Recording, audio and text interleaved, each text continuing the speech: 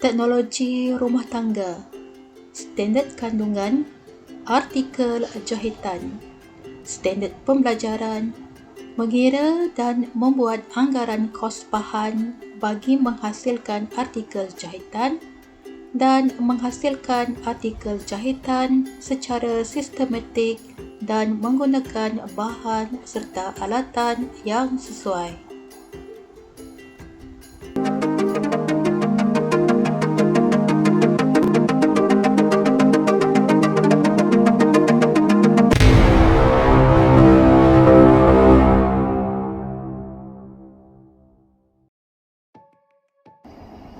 Assalamualaikum warahmatullahi wabarakatuh dan salam sejahtera. Hai murid-murid, bersua kita lagi bersama Cikgu Mas dalam RBT tahun 5. Kita akan membuat projek jahitan ya. Penghasilan artikel jahitan. Bagi menghasilkan artikel jahitan, kita akan melakukan proses kerja seperti berikut. Kita imbas semula ada 6 langkah proses kerja. Pada sesi yang lepas, kita dah buat 3. Kali ini kita akan sambung untuk yang keempat, mengira dan membuat anggaran kos. Manakala yang kelima, menghasilkan artikel jahitan yang menggunakan alatan dan bahan yang sesuai. Okey, sebelum ni kita dah hasilkan lakaran. Jadi, mari kita kira kos, anggaran kos bahan. Kemudian kita hasilkan projek jahitan kita iaitu apron. Mengira dan membuat anggaran kos bahan.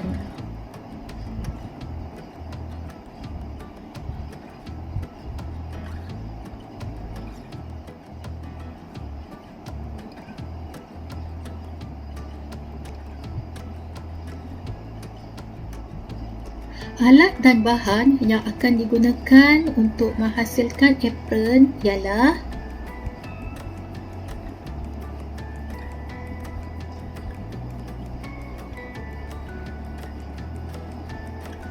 kita ada kertas perang, fabrik, list, pembaris, pen marker, gunting kertas dan gunting fabrik, jarum peniti, benang, dan juga jarum tangan, kapur tukang jahit serta bahan hiasan kita iaitu butang baju.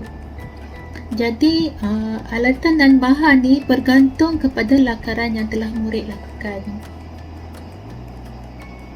Ini adalah lakaran berdasarkan ini adalah alat dan bahan berdasarkan lakaran yang telah dibuat oleh Asma.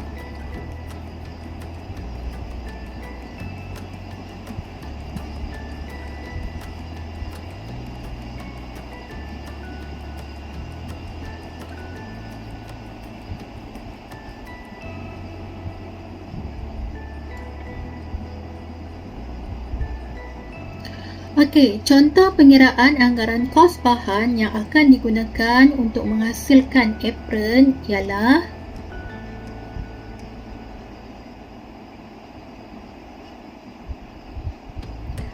kita ada yang pertama fabrik semeter RM3.50 kita akan gunakan 0.5 meter, benang 80 sen sebuku, list 80 sen seunit dan kertas perang RM1 atau 50 sen sehelai bergantung pada kedai ya. List dan fabrik boleh dapati daripada kedai kain, kedai jahit pun ada. Kalau list, benang dan jumlah harga dia RM3.60. Ini contoh untuk lakaran dan apron Asma Muslihah. Jadi murid-murid kena bergantung kepada barang yang murid-murid beli. Kalau barang seperti benang, walaupun harga 80 sen sebuku, kita guna sedikit je, jadi jumlah harga tidak perlu. Total RM3.60 setelah dijumlahkan keseluruhan. Okey, kalau nak lebih jimat, macam mana nak lebih jimat? Gunakan bahan yang ada di rumah. Jadi cikgu faham, kita PDPR susah nak keluar, nak dapatkan fabrik pun sukar. Jadi boleh kita guna kain-kain yang lama, macam kain pelikat yang tak digunakan lagi, kita boleh gunakan untuk membuat apron. Nanti cikgu tunjukkan di akhir video ini ya. Okey, menghasilkan artikel jahitan seperti biasa kita bersama dengan adik Asma Muslihah di tahun 5 maju. Ini bahagian 1 kerana kita akan ada sambungan bahagian 2. Okey, yang pertama sekali kita akan melukis pola apron di atas kertas perang. Ukuran ke dalam 10 cm, ukuran ke bawah 17.5 cm.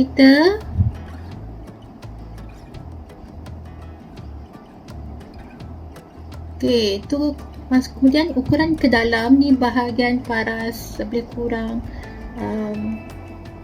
bawah sikit dada ya. Sebab ni apron bukan baju. Kemudian ke dalam 20 cm. Kita turun lagi untuk ke bawah daripada bahagian dada apron ke bawah. Labuhnya kita tambahkan lagi 45.5 cm. Kemudian ukuran ke dalam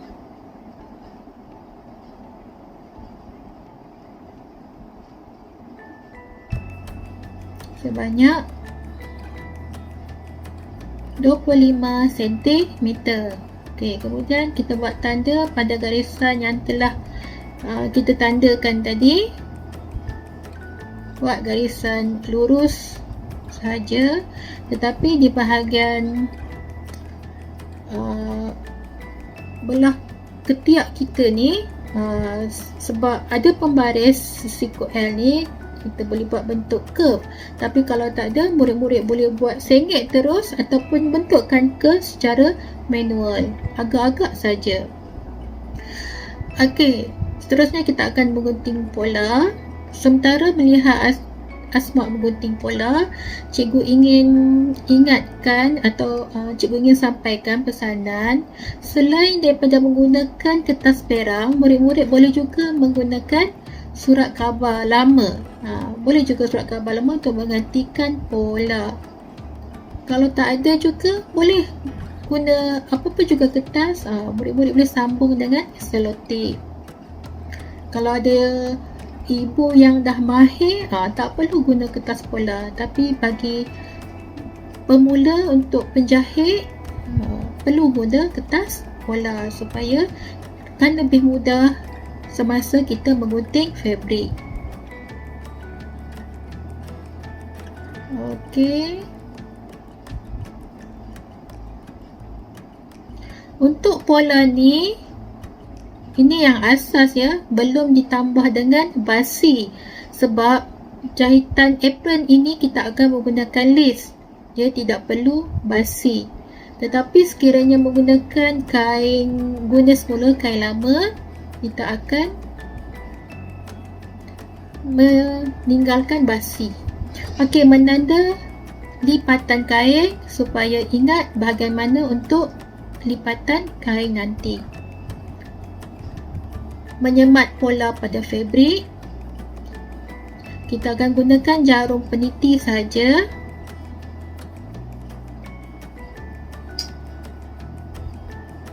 Hati-hati murid-murid semasa menggunakan jarum, gunting, semua alatan tajam sangat berbahaya. Sebaik-baiknya ada pantauan daripada orang dewasa, ibu, ayah, kakak atau abang kamu. Sebelum cikgu terlupa, cikgu ingin pesan kepada murid-murid, gunting kain hanya untuk fabrik ya. Gunting kertas hanya untuk kertas. Jangan campur aduk kerana gunting akan mudah tumpul. Apabila gunting sudah tumpul, sukar untuk kita menggunting kain fabrik. Okay, bila kita dah smart, kalau murid ada kapur tukang jahit, murid boleh lakar ikut kertas pola. Untuk lebih mudah boleh menggunakan pembaris, lakar balik atas fabrik ya, ikut pola. Kalau ada roda suri, ada kertas karbon pun boleh. Jadi cikgu nak tunjuk, kalau tak ada, kita gunting saja. Boleh, tapi mesti berhati-hati. Dan satu lagi teknik untuk menggunting kain, pastikan gunting kamu berada di atas lantai. Jangan angkat gunting tu, biar gunting tu di atas lantai. Kenapa? Kita nak mengelakkan guntingan kita tidak kemas, dia bengkok-bengkok, tidak lurus ya. Itu salah satu teknik menggunting fabric. Kalau buat atas meja, gunting biar berada di atas meja. Kalau buat di atas lantai, gunting tu mesti di atas lantai. Bukan kamu angkat kain, angkat gunting seperti kamu mau gunting kertas. Bukan. Tidak sama ya. Barulah kamu dapat guntingan yang kemas. Selain daripada itu, kamu juga kena pastikan fabric tidak berketut semasa menjahit. Apabila nampak kain fabric tu terlipat, tarikkan dia bagi kemas supaya kamu dapat guntingan yang tajam, yang smooth, tidak berkedut-kedut. Asma pun baru belajar menggunting kain.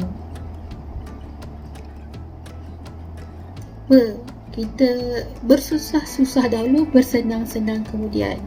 Masa bila lagi kita nak belajar? Kalau tidak dalam reka bentuk dan teknologi tahun 5 artikel jahitan. Okey, mari kita teruskan menggunting fabric hingga ke hujung. Kena pastikan kain tu tidak berkedut. Okey. Sedikit lagi. Dah siap.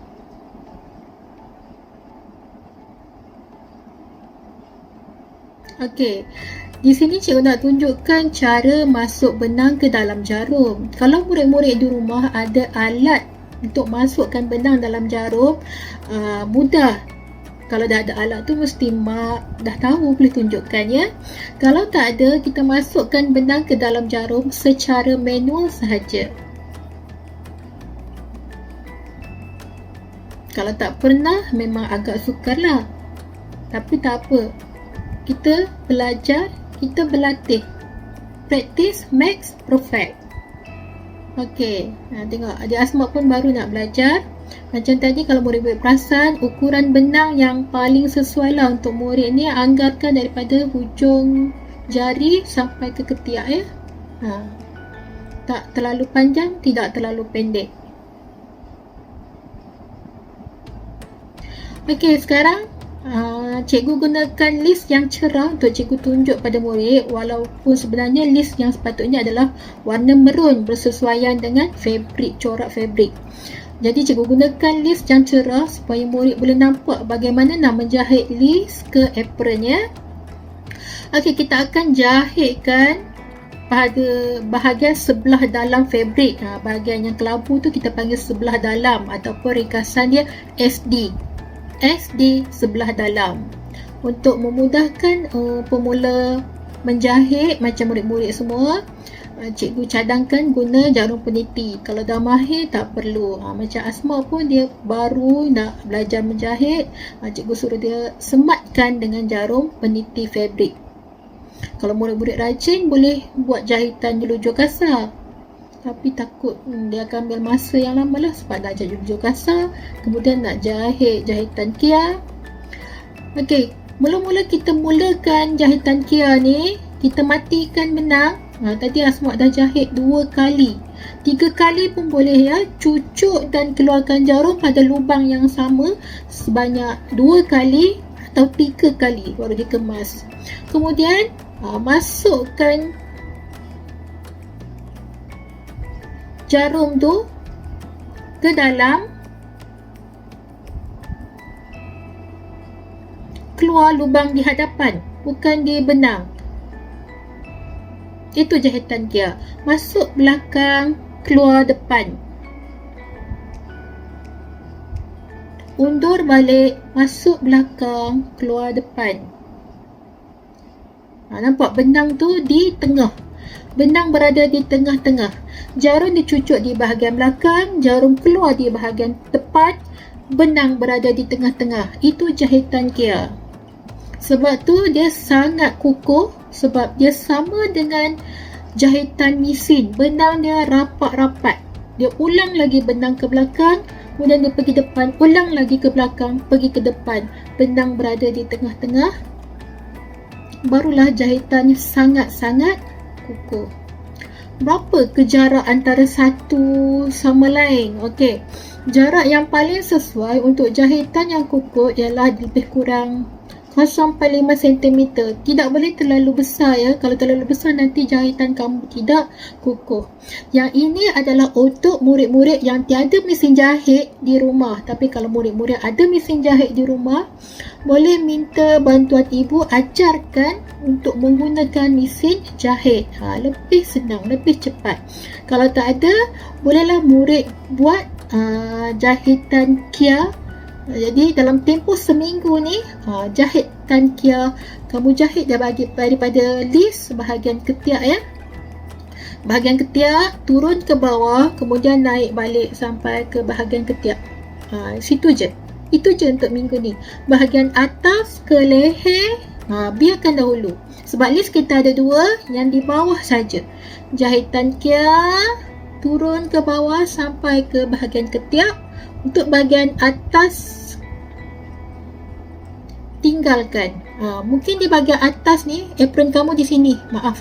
Di sini apron kamu. Yang ni pun boleh potong lebihan list tadi, letak di sini, kemudian boleh buat juga. Buat yang dibagi siap-siap dulu.